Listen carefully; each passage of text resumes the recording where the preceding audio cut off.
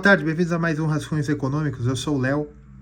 No vídeo de hoje nós vamos tratar sobre desemprego. Eu quero fazer um vídeo teórico hoje, mais curto, tá? Bem, vocês já devem conhecer, vejam os outros vídeos, fazendo um favor. Curta, compartilhem, se inscreva no canal.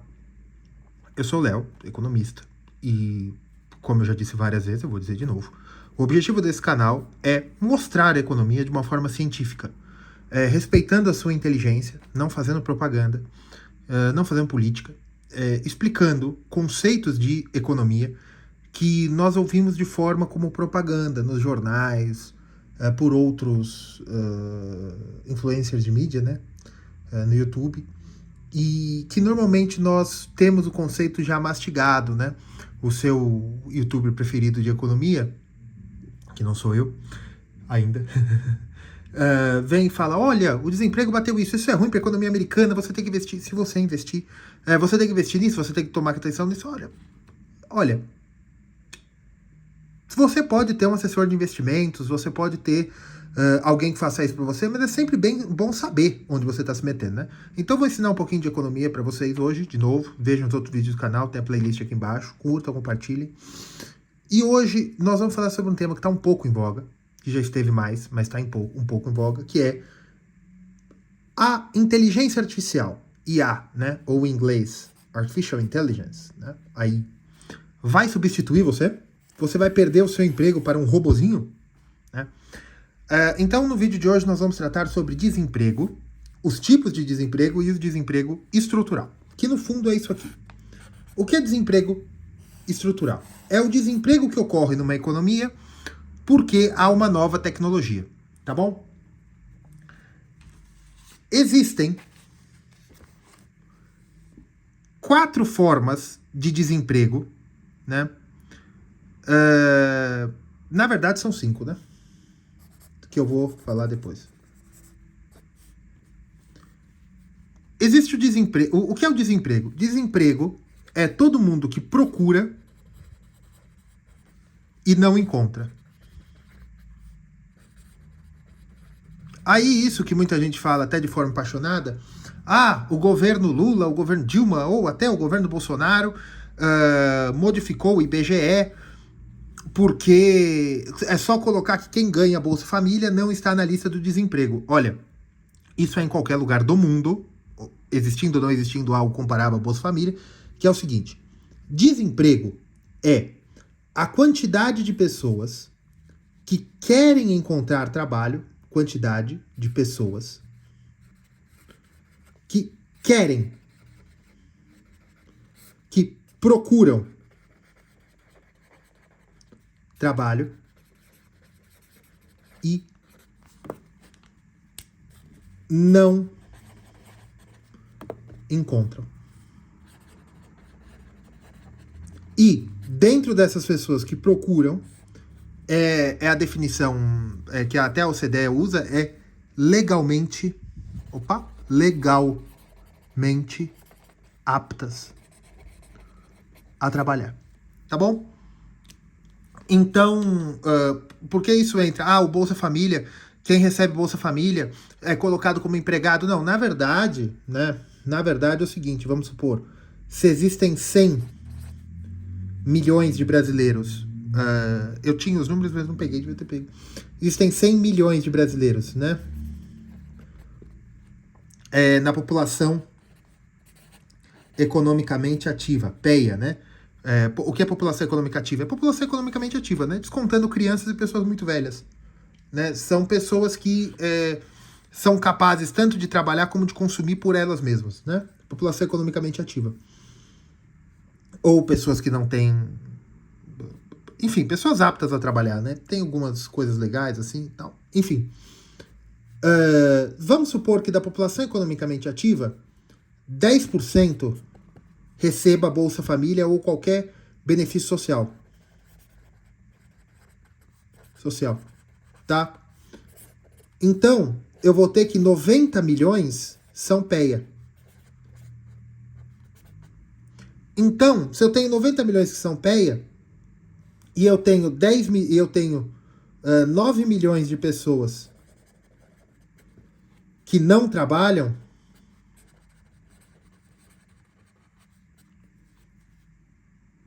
a taxa de desemprego não vai ser 9 sobre 100, que é 9 sobre 100 é 9%. A taxa de desemprego não vai ser 9%, a taxa de desemprego vai ser 10%.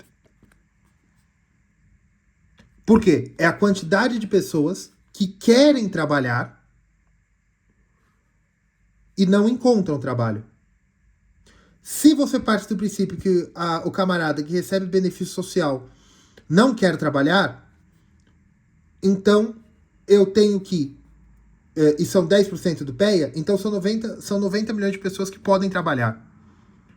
E dessas 90 milhões de pessoas que querem trabalhar e estão ativamente procurando emprego, 81 milhões estão empregadas, 9 milhões não trabalham porque não conseguem encontrar emprego. Então, na verdade, a taxa de desemprego é maior. Por quê? 9 sobre 100 é 9%. 9 sobre 90 é 10%. Tá? Então, na verdade, a gente tem que tomar cuidado aí quando a gente fala, olha, é fácil diminuir a taxa de desemprego, porque é só falar que aquele camarada não quer trabalhar. É só aquele camarada receber benefício social. Mas, gente, se eu diminuo a conta, né? Se eu diminuo o divisor, né? Se na verdade as pessoas... Porque o que é desemprego? Pessoas que procuram emprego e não encontram. Procura e não encontra, certo? Quantas pessoas estão procurando emprego e não encontram? Não dá para eu fazer essa pergunta. Então, a pergunta que eu tenho que fazer é o seguinte. Quantas pessoas da base da PEA não trabalham? Agora, o que dá para mascarar é o seguinte. Tem que ver como é feito os dados dos institutos de pesquisa, se eles colocam dentro, se eles descontam do PEA, né, pessoas economicamente ativas, se eles descontam pessoas que não recebem benefício social ou não. Tá? Enfim, mas isso não é uma manipulação. É assim que se faz a conta. Porque famílias em que um dos cônjuges decide que não vai trabalhar, pode ser homem, pode ser mulher, porque hoje em dia, né? Um dos cônjuges decide que não vai trabalhar, aquele cônjuge não está desempregado, ele não quer trabalhar. Agora, se teve, né, o cônjuge 1 e o cônjuge 2, né? O cônjuge 1 continua trabalhando. O cônjuge 2 fica em casa para cuidar da prole porque quer ficar em casa. Então, essa pessoa não está na conta do desemprego, porque ela não quer trabalhar. Só que depois de 3 semanas, fala, agora eu vou me reinserir no mercado de trabalho, eu quero trabalhar. Enquanto ela não encontrar emprego, ela é uma pessoa desempregada. Mesmo que a situação social dela não mudou. Aí ela só tomou uma decisão que ela está procurando, mandando currículo e não encontra trabalho. Tá bom? Isso é a conta do desemprego. Nós temos 5 tipos de desemprego. Nós temos o desemprego sazonal. O que é desemprego sazonal? O desemprego sazonal é um desemprego bem fácil de explicar, tá? Aqui. Desemprego sazonal é um desemprego muito fácil de explicar. Vamos supor que nós temos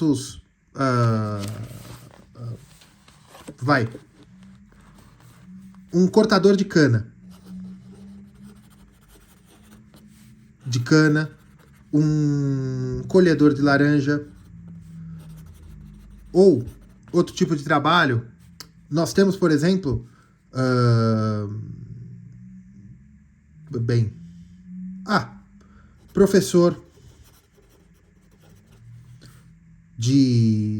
professor de línguas, né?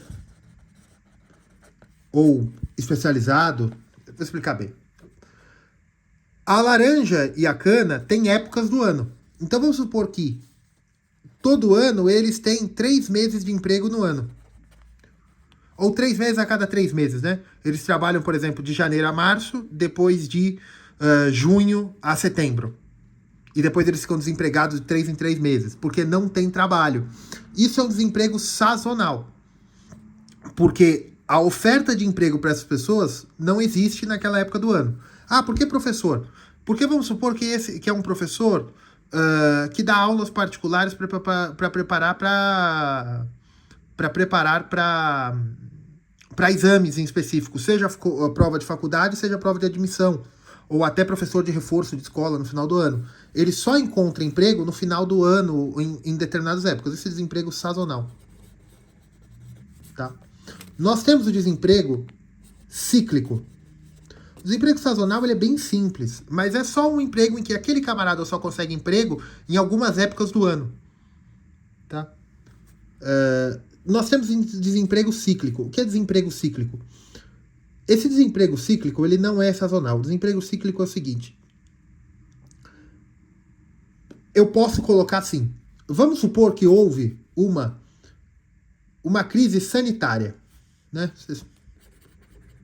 Houve uma crise sanitária, todo mundo foi ordenado para ficar preso dentro de casa. Certo? E você tinha uma miríade de pessoas que eram garçons, eram cantores de bar, né? Trabalhavam com música. Certo? Deixa eu trocar a camiseta. Caneta. Falei camiseta. Nem sei onde tá a caneta. Trabalhavam com música. Tá? Você tem também vendedores de loja de shopping, né? Que por culpa do problema sanitário não podiam trabalhar. Tá? Você tem também, por exemplo, se você trabalha num país como... vamos supor que você trabalha na Rússia, vamos dizer assim. Tá? E o seu banco trabalhava para... Era um banco de exportação que trabalhava para os Estados Unidos ou para a Europa. Por culpa das sanções, o seu trabalho não é mais necessário. Isso é um desemprego cíclico. Houve um impacto que fechou o seu emprego. Não confunda com o emprego com o estrutural, que eu vou contar mais para frente, tá? Isso é um impacto do ciclo da economia ou de um ciclo político, que é um choque exógeno que destrói empregos. E esses empregos podem voltar ou não, ou serem realocados. O banco que eu trabalhava não faz mais para a Rússia, mas agora não faz mais para os Estados Unidos, mas agora faz para a Ásia, para o Pacífico. Tá? Isso é o desemprego cíclico. Nós temos agora esse é mais simples ainda. O desemprego friccional. Para ensinar o friccional, eu vou ensinar junto Tá. Eu já fiz esse gráfico 1 milhão de vezes. Eu acho que eu devia deixar ele até pronto e bem mais bonito, né? Tá aqui, né? Tá aqui. Tá? Isso aqui é preço, aqui é quantidade. Tá? Só que aqui é oferta e demanda. Eu já fiz esse gráfico para vocês 1 milhão de vezes, né? Mas esse daqui, ele é totalmente macro, ele não é micro, tá, gente? O que isso significa? Que isso aqui é demanda agregada. E aqui é oferta agregada. E o preço é o preço da economia. E a quantidade é o PIB. Tá? Veja, a forma que se calcula PIB, eu já mostrei para vocês umas várias vezes também. O PIB é calculado como, né? O produto interno bruto é igual a gastos, é igual a investimentos, mais consumo das famílias, mais gastos do governo, mais a diferença entre exportação importação, né? Não. Diferença entre exportação e importação, porque se a importação for maior, ela diminui o PIB. Tá certo? Isso é uma forma de calcular. Mas veja que isso aqui é demanda. Porque isso é quanto as empresas investem, ou seja, demandam de serviços e bens de capital. Isso aqui é consumo do governo, consumo das famílias, quantas famílias consomem.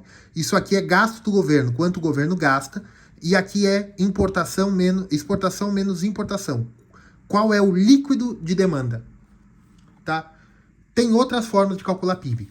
tá? Mas essa daqui é a mais utilizada porque parte da teoria de que tudo que se produz se consome. Por quê? Porque esse PIB é isso aqui. É o ponto em que a demanda agregada, que é tudo que a economia produz, se iguala a tudo que a economia oferta. Nisso, tem outras formas de representar desemprego também. E tem outras formas de representar também, uma coisa que eu vou falar aqui, que é o seguinte: fronteira de produção. Certo? O que é o desemprego? O que é o desemprego? É quando dentro da oferta agregada, a oferta de trabalho é maior do que a quantidade demandada de trabalho. Então eu tenho um shortage, tá? Eu oferto mais trabalho do que eu posso consumir de trabalho. Quando eu estou falando de laranjas e eu oferto mais laranjas do que as pessoas estão dispostas a consumir de laranjas, eu posso abaixar o preço das laranjas. No mercado de trabalho, você fala, Léo, é fácil. Não sei como nunca ninguém teve essa ideia antes. Certo? Aqui eu tenho, né? Eu não sei como ninguém nunca teve essa ideia antes, né? Aqui eu tenho a quantidade de... aqui é o preço, aqui é a quantidade. Aqui é a quantidade de trabalho ofertada, certo? E aqui é o preço, ou seja, é o nível de salários. Se tem mais gente, né? E aqui é o preço de equilíbrio. Ou seja, aqui é o nível de emprego. Nível de emprego de equilíbrio. E aqui é a quantidade, e aqui é o nível de salário de equilíbrio, ou seja, é o salário médio, que é pago numa economia. Certo? Léo, se tem mais gente trabalhando, se tem muito mais gente querendo trabalho do que a quantidade de equilíbrio de trabalho, é simples. É só eu diminuir o salário médio e mais trabalho vai ser ofertado. Eu posso trazer, porque aqui está a demanda de emprego e aqui está a oferta de emprego. Se eu oferto essa quantidade aqui,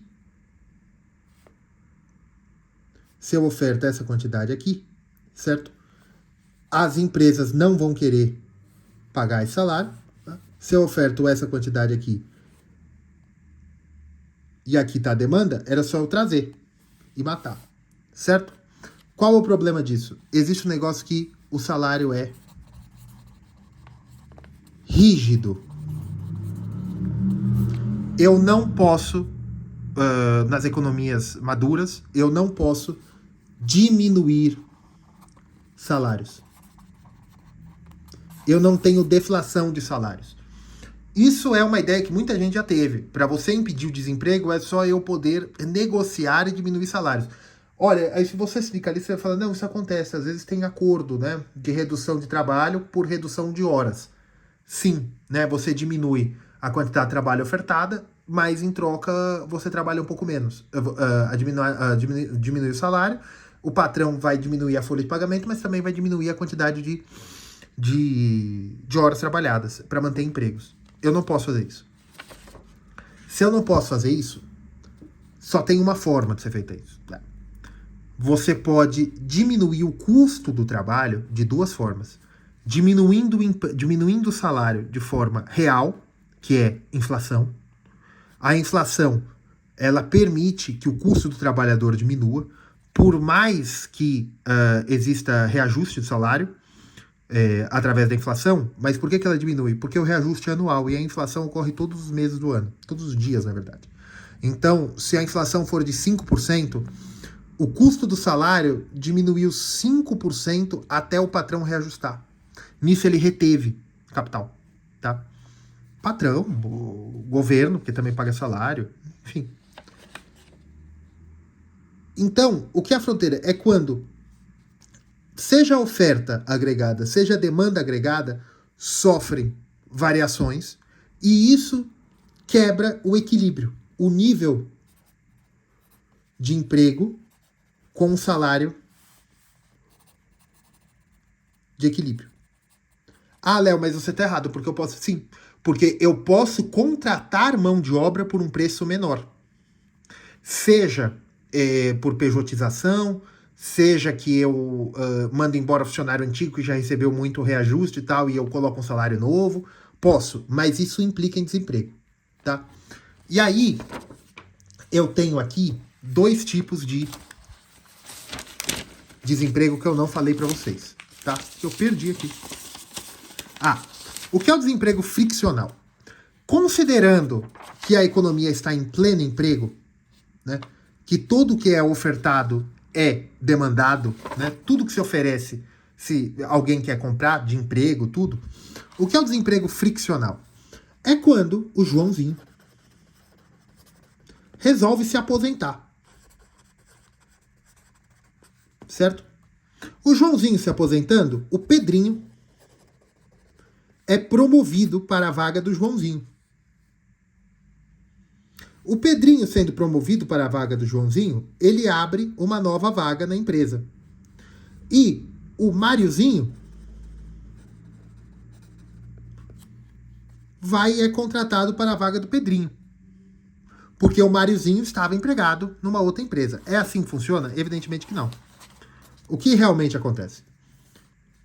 O Joãozinho vai e se aposenta. O Pedrinho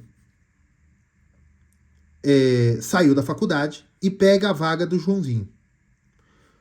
O Máriozinho, ele estava na empresa do Pedrinho e resolve sair e vai para outra empresa. É a troca de postos de trabalho de maneira simples. Eu estou na loja B, eu resolvo sair daquela loja e eu ainda não encontrei nada, eu vou numa outra loja. Ou eu estou na loja B, a loja B quebra, eu fico 2 semanas procurando emprego e eu encontro na loja C. Ou eu estou aqui na loja C, eu resolvo sair e ir para a empresa A. O tempo de contratação, de entrevista, de emprego, tudo, eu ainda estou desempregado, eu ainda estou procurando emprego. Isso é o friccional, é o tempo normal em que você vai trocando de empregos dentro de uma economia. É o tempo que um se aposenta e você está procurando ainda para preencher aquela vaga. Ou é o tempo em que eu fecho uma vaga numa empresa até ser aberta em outra. Isso é o desemprego friccional. Tá?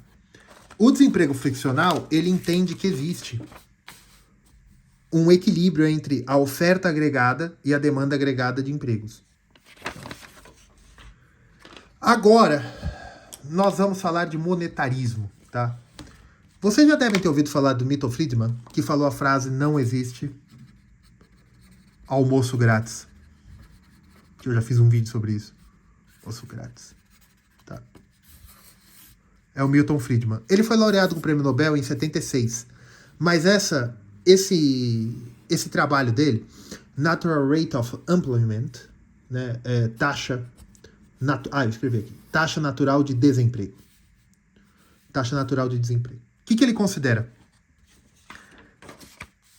É um estudo muito complexo que ele diz o seguinte: olha, na verdade, a demanda agregada, e quando a demanda agregada e a oferta agregada estão em equilíbrio, mesmo assim, você tem uma quantidade de pessoas que oferecem emprego e ninguém quer contratar.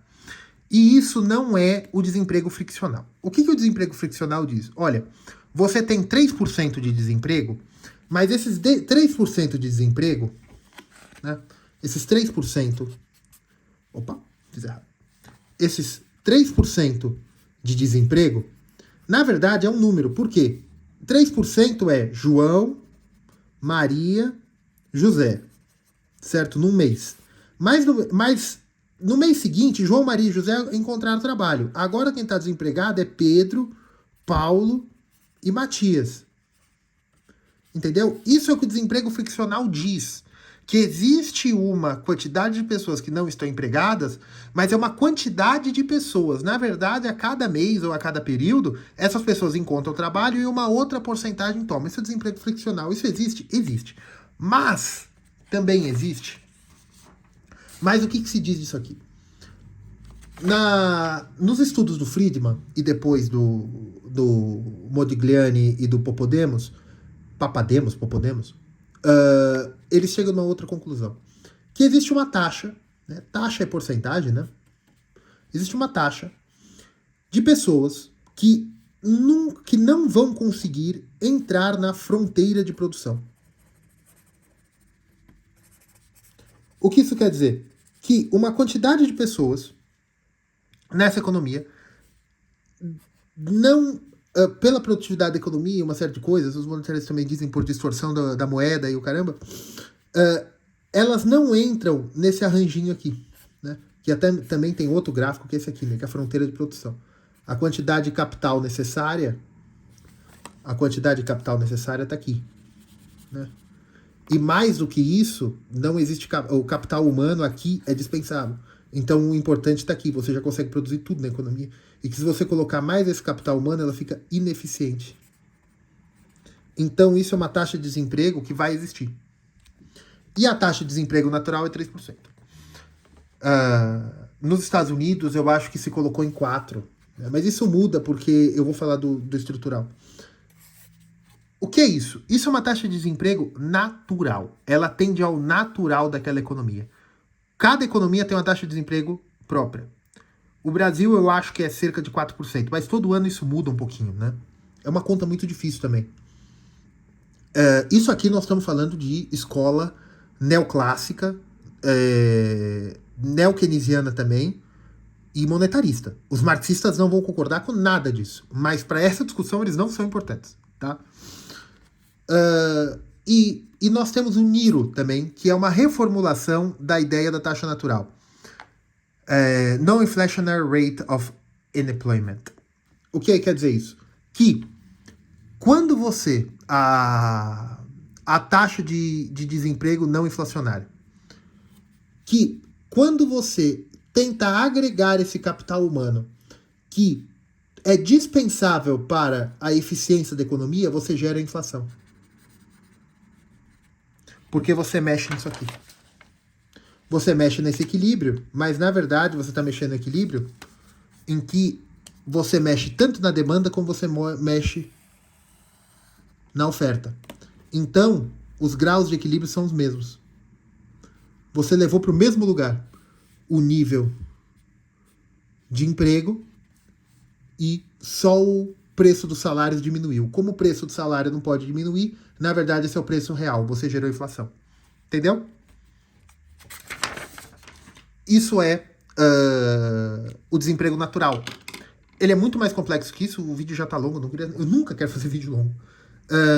Mas o que os monetaristas entendem, né, os neoclássicos e os neo-keynesianos também aceitaram isso, que dentro da fronteira de produção, você não precisa de todo mundo. Você não precisa de todo mundo para trabalhar.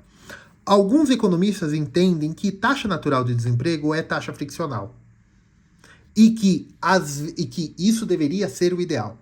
Que o problema é quando uma economia funciona bem, deixando muitos trabalhadores à sua margem. E esses trabalhadores viram o que os marxistas diriam, lumpen proletariado. São as pessoas que vivem à margem de uma economia, mas não são integradas àquela economia. E isso seria o desemprego estrutural, que é acima do desemprego friccional. O desemprego friccional é a necessidade da economia de ter tempo para adequar a troca normal de trabalho. A taxa natural de emprego, né? Se eu falei estrutural, eu falei errado, tá? A taxa natural de desemprego, espero que essa música não esteja entrando. A taxa natural de desemprego é o que ela deveria ser. Ela deveria tender a ser, a taxa natural deveria ser numericamente igual à taxa friccional, que é o tempo que as pessoas demoram para encontrar emprego, que é um tempo normal, que eu saio de um, vou para outro, é aquele tempinho de fazer entrevista, de eu saber o que eu quero da vida, o tempo em que eu terminei um curso até encontrar um trabalho, que é umas coisas de 1 a 3 meses, que é essa taxa friccional, tá? Só que existem algumas economias em que a taxa natural é maior que a taxa friccional.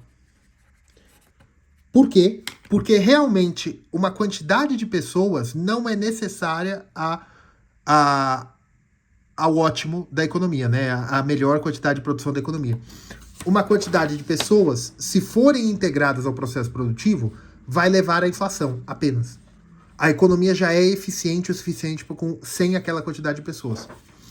Existem economias que são assim, economia brasileira. Economia brasileira é assim. Você tem uma quantidade de pessoas no Brasil que são desempregadas ou que até desistiram de procurar empregos, nenéns, né? Nem estuda nem trabalha, ou você tem uma quantidade marginalizada de pessoas muito grande, porque a economia brasileira é produtiva até uma determinada quantidade e o resto é distribuído na economia pelo governo. Né? Certo ou errado, tá? E aqui você tem, nos Estados Unidos também você tem um problema como esse, a taxa natural do desemprego lá é 4. Né? Então você tem uma grande quantidade que eu entendo que isso não é só friccional, tá? E agora nós vamos chegar na inteligência artificial. Nós temos uma taxa de desemprego que nós chamamos de desemprego estrutural. O que é desemprego estrutural? Você já ouviu falar de... deixa eu citar um desemprego estrutural aí. Motorista de charrete. Datilógrafo.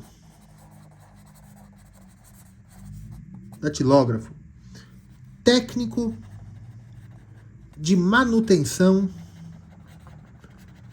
de vídeo de VHS, né, de videocassete.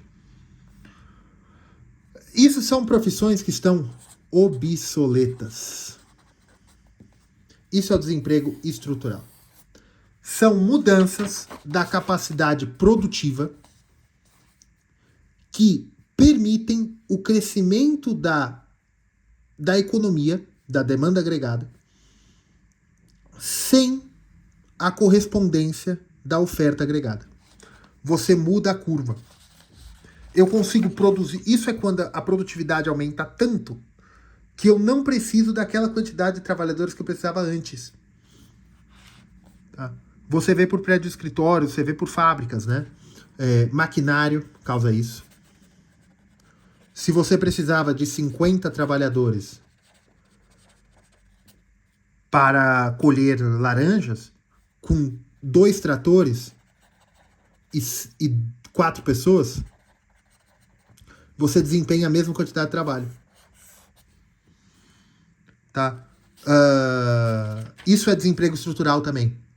Veja, a profissão de catador de laranja continua existindo, mas eu preciso de menos catadores de laranja. Entendeu? Cobrador de ônibus.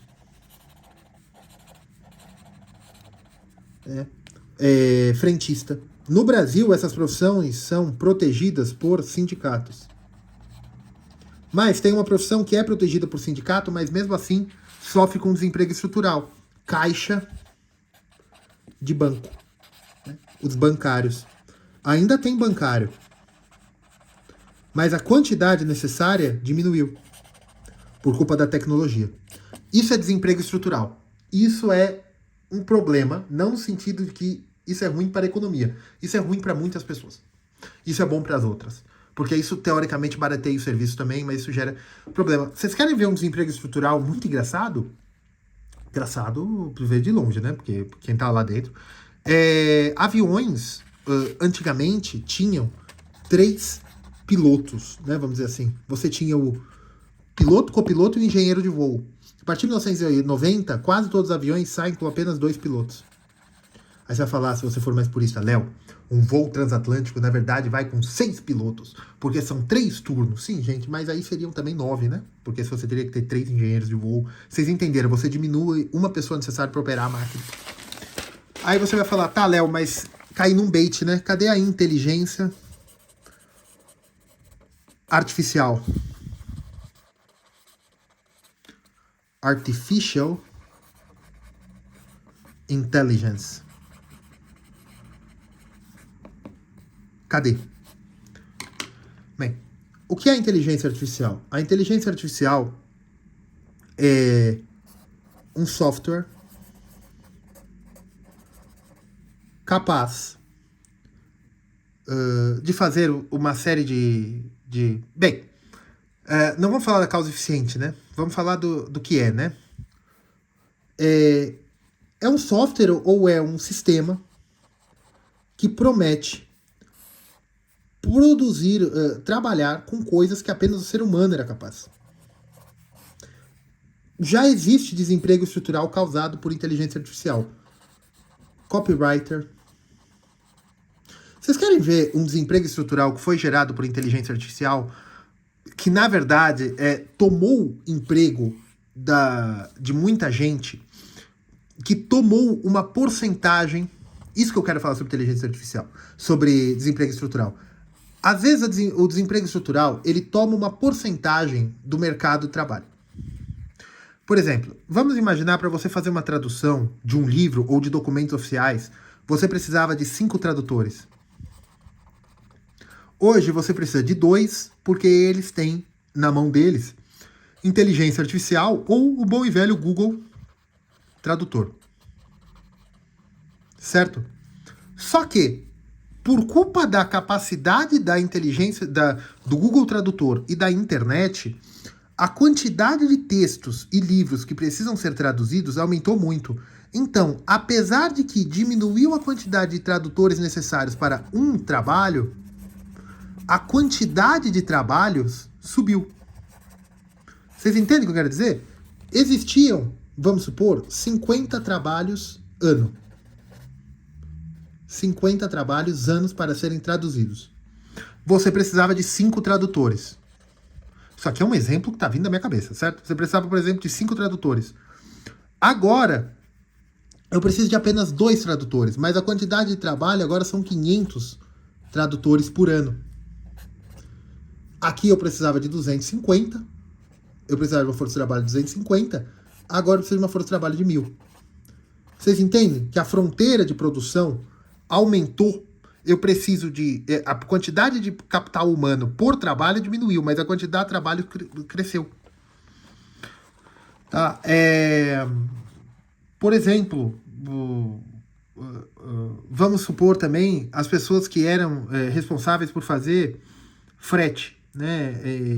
Então, uma pessoa responsável por fazer frete, caravanas. Né? As caravanas vinham lá da Ásia Central e iam para os portos de Constantinopla. É Constantinopla, não é Istambul, tá? Iam para os portos de Constantinopla. É a nossa querida Rota da Seda, certo? Aí, você tinha as caravanas, isso gerava muita riqueza. Um desemprego estrutural que as caravanas levaram foram as ferrovias, certo? Só que a quantidade de emprego gerado pelas ferrovias é muito maior do que pela quantidade de pessoas que existiam para a caravana. Você fala, calma, Léo, o que isso tem a ver com inteligência artificial? A inteligência artificial vai substituir muita gente? Já está substituindo. Já está substituindo. Copywriters, como eu já escrevi, né? Copywriters, tradutores, designers, atendentes. Quando você entra num site, você escreve num chat. Já era muito chatbot, mas ainda tinha de customer support, né? Também tá pegando muita gente de customer support. Você tá sim impactando, tá?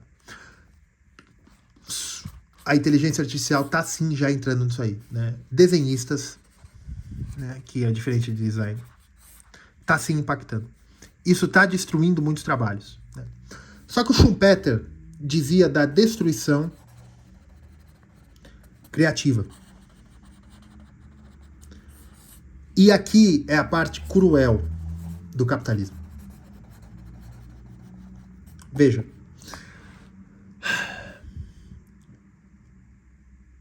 Vão se gerar mais trabalhos. Por quê? Porque a eficiência e produtividade da IA, da inteligência artificial intelligence, é muito grande. E isso vai permitir um aumento da produtividade. Deixa eu escrever direito, né? Da produtividade agregada, ou seja, de toda a economia. Agregada, de toda a economia. Só que muitas pessoas que já têm 30, 32, de 25 a 30 anos, que se especializaram nessas profissões, e daqui a pouco também o marketing digital, né? Profissões de internet, né? Porque aí é para isso. E depois dizem que aí também vai entrar para facilitar a produção de robôs, então muitos operários também. Isso vai aumentar a produtividade geral da economia. Teoricamente, isso vai diminuir preços e esse tipo de coisa. E isso vai criar a destruição criativa. Logo, nós vamos gerar novos trabalhos. Novos, não postos de trabalho, novos ramos de trabalho. Novos ramos. Mas aí você tem um negócio que se chama de precarização do trabalho. E isso entra num sentimento também que as pessoas já tinham de que os seus avós, sem faculdade, sem nada, vamos dizer assim, né? Isso é mais o sonho americano, mas isso no Brasil, em alguns centros, repetiu. Que eles com 30 anos já tinham 2 carros, casa, sítio, casa na praia, e você com 30 anos mal consegue pagar aluguel. E às vezes você é doutor, né? Não doutor em medicina, que esse aí ainda tá ganhando bem, mas doutor em advogado também, né? Doutor de uma ciência. E é difícil. Por quê? Porque houve uma precarização do trabalho desde a década de 70. Os trabalhos, antigamente, eram trabalhos de escritório, trabalho de burocracia de empresas, né? E com o tempo, datilógrafo não é mais necessário, motorista, office boy diminuiu bem, porque você foi criando tecnologias que aumentaram a produtividade geral da economia. Só que isso leva à precarização do trabalho. Às vezes leva. E os novos postos de trabalho são trabalhos muito específicos, onde a tecnologia não podia chegar. E isso é um problema que a tecnologia está chegando e isso vai destruindo, mas isso vai criando também novos trabalhos. Ao longo prazo, isso vai diminuir a quantidade de trabalho? Não. A longo prazo, o desemprego estrutural cria novos trabalhos. A longo prazo. A longo prazo, o desemprego estrutural, que é tudo que eu falei do desemprego até agora, ele cresce tanto a fronteira de produção, porque você tem uma capacidade produtiva maior, que os empregos demandados aumentam em absoluto. Mas, que é o exemplo que eu dei do tradutor, a quantidade de pessoas necessárias para desempenhar um trabalho diminui. Mas a quantidade de trabalho gerada aumenta no agregado, tá? Antes eu precisava de 5 pessoas para fazer uma tarefa, agora eu preciso só 2. Mas, porque as coisas estão tão mais eficientes, eu tenho 50 tarefas para fazer. Antes eu tinha só 10. Eu precisava de 5 pessoas para desenvolver uma tarefa, mas eram 10 tarefas. Então era 50 postos de trabalho. Agora eu preciso de só 2 pessoas para fazer aquela tarefa. Só que eu tenho 200 tarefas, então são 400 postos de trabalho. Entendeu? Só que o problema é o seguinte: postos de trabalho. Essas pessoas que estão sendo desempregadas, a promessa também da inteligência artificial para carros, né, carros autônomos, isso aí vem desde 2012, eu lembro disso aí, né, na febre do iPhone, né, que agora a tecnologia ia ser e tal. É difícil, né, porque tem fronteiras éticas, eu vou falar éticas, tudo, mas pode ser que um dia ocorra, né, mas sim, imagina se você é um motorista, se você é um copywriter, mas, e veja, na década de 60, a NASA precisava de calculistas, que eram pessoas que faziam cálculos à mão, porque usava tabela logarítmica, né, fazia cálculo como alguém na Idade Média na Arábia Saudita fazia, né, na Arábia, né, porque a Arábia Saudita não existia, a família Saúde não existia, enfim. E aí você gerava desemprego. Você gerou desemprego. Muitas dessas pessoas que faziam contas, né, que o trabalho deles era ser calculadoras humanas, gerou desemprego porque você inventou a calculadora, né? Isso aqui destruiu muitos postos de trabalho. E era gente muito bem qualificada, que era pessoas que conseguiam fazer contas dificílimas. Alguns encontraram novos empregos, outros não. Então, o desemprego estrutural, a inteligência artificial vai te substituir? Provavelmente. Então nós temos que nos capacitar para fazer coisas que nós somos insubstituíveis. Por quê? Porque nós estamos numa revolução tecnológica. E com a revolução tecnológica, quem está sendo pego pela revolução vai pagar o preço. que é não dá tempo de nós nos capacitarmos, não dá tempo de... Porque de quem tem 30 anos, encontrar uma nova profissão, complicado, porque até se capacitar já tem 35, até começar de novo já tá 40. É difícil, né? Então, nós temos que ver que é o seguinte, a destruição criativa, que o Schumpeter dizia, ela é a alma do capitalismo, né? Que ela torna tudo mais competitivo e ela destrói antigas empresas que eram eficientes e agora não são mais. A Xerox desapareceu. A Kodak, né, desapareceu. Virou outra coisa. A Kodak virou outra coisa. A Xerox também virou outra coisa. As empresas continuam, mas postos de trabalho, técnicos, isso é complicado, complicadíssimo, né? E aquelas pessoas perderam empregos, né? Pode ser que ela se capacitou, mas isso gera tragédias no micro, na pessoa, né? Mas ao longo prazo, né, depois de alguns anos, isso não afeta o desemprego natural. Pode ser que gere o desemprego natural, em que o desemprego natural aumente, aquela economia precisa de menos pessoas. E aí é a ideia que as pessoas têm de, tá bom, a inteligência artificial, os robôs vão ser tão eficientes que nós não vamos precisar de tanta gente. Então o que nós vamos fazer? Vamos dar renda mínima universal. Que aí você aumenta a taxa natural de desemprego. O normal é que apenas 70% da população trabalhe, 25% está desempregada, certo? Procurando trabalho e não encontra. Então nós pagamos renda básica, nós tiramos aquelas pessoas da conta do desemprego e nós distribuímos renda, né? Quem propôs isso? Karl Marx. Tá? O marxismo, ele evidentemente que ele não falava de inteligência artificial, mas isso é marxismo, né, gente? Liberalismo e marxismo, filhos da mesma mãe. Mas o marxismo dizia isso, né? Que você deveria socializar os meios de produção não pela posse dos meios de produção. O marxismo é complicado, né? Porque cada hora eles falam uma coisa diferente, só mantém o nome. Mas aquelas atrizes, sabe aquelas novelas? Teve uma novela do SBT que era uma novela mexicana. Era uma novela teen, inclusive. A atriz brigou lá com a Televisa e de uma hora para outra era outra artista que estava fazendo a personagem, né? O marxismo é isso. Mantém o nome aí e muda de uma hora para outra. Mas enfim, Engels já dizia outra coisa, mas Marx dizia que o marxismo ele poderia ser alcançado pela socialização dos lucros do meio de produção, não pelos meios de produção. Que uma forma de fazer isso é uma coisa que foi o Marx que propôs, o imposto de renda, né, que foi implantado nos Estados Unidos. E isso é o que provavelmente a inteligência artificial vai fazer em algum momento da história, né? Porque isso vai aumentar a taxa natural de desemprego e se ele ficar muito produtivo, mas eu acredito na capacidade humana de criatividade, que é que gere os novos empregos, mas também a precarização, né? E pode ser que o Estado tenta resolver isso, ou os donos do capital tentem resolver isso, fazendo uma renda mínima universal para manter a coesão social. Tá? É isso.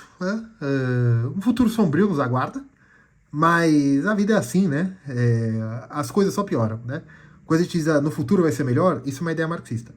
Na verdade é o seguinte, a coisa é boa quando ela atinge a maturidade. Depois disso ela só decai, né? Se nós podemos chamar que alguma coisa é uma história universal, a história já alcançou seu auge. E depois disso ela só vai decair, né? Nós estamos no... Eu não vou falar o termo em hindu, senão vocês vão pegar o que eu entendo da vida. Mas nós estamos na idade do ferro. Né? E não na idade de ferro, né? Na idade do ferro. Tudo material, tudo é quantitativo. Né? Então, para fazer uma antítese disso aí, se você tem medo do desemprego estrutural, nós não podemos viver com medo, né? O medo é um mau conselheiro.